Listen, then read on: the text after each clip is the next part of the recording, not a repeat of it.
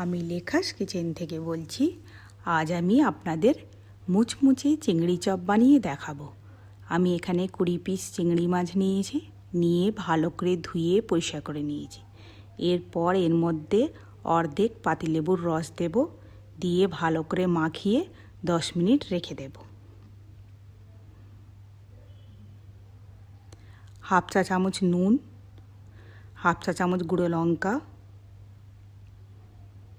Half চা চামচ গোলমরিচ, হাফ চা চামচ জিরে,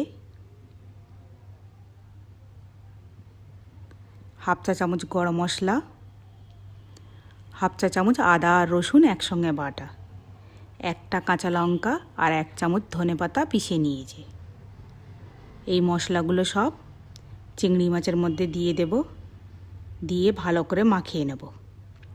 ভালো করে মাখিয়ে 10 মিনিট রেখে দেব। দেখুন আমার ভালো করে মাখানো হয়ে গিয়েছে।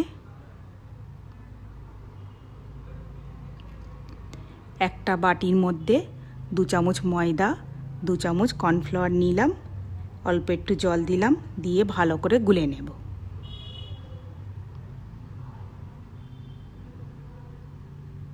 দেখুন আমার ভালো করে গোলা হয়ে গিয়েছে। প্রয়োজন মতো বিস্কিটের গুঁড়ো নেব। এবারে একটা চিংড়ি মাছ নিয়ে কর্নফ্লাওয়ার গোলার মধ্যে দেব, দিয়ে ভালো করে ডুবিয়ে নেব। চিংড়ি মাছটা তুলে বিস্কিটের গুঁড়োর ওপরে রাখবো।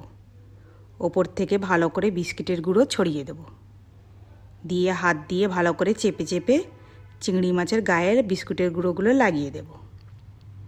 একইভাবে সব কটা তৈরি করে নেব।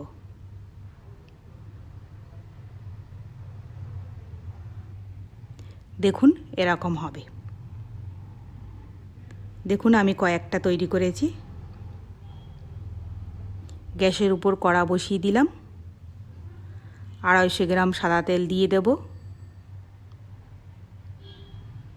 তেল গরম হয়ে গিয়েছে, চিংড়ি মাছগুলো একটা একটা করে ছেড়ে দেব।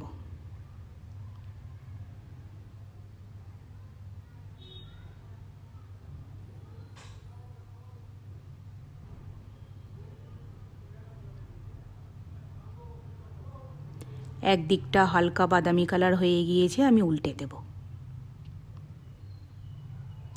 আরও একদিকটা হালকা বাদামি কালার হয়ে গিয়েছে, আমি নেড়ে চেড়ে তুলে নেব।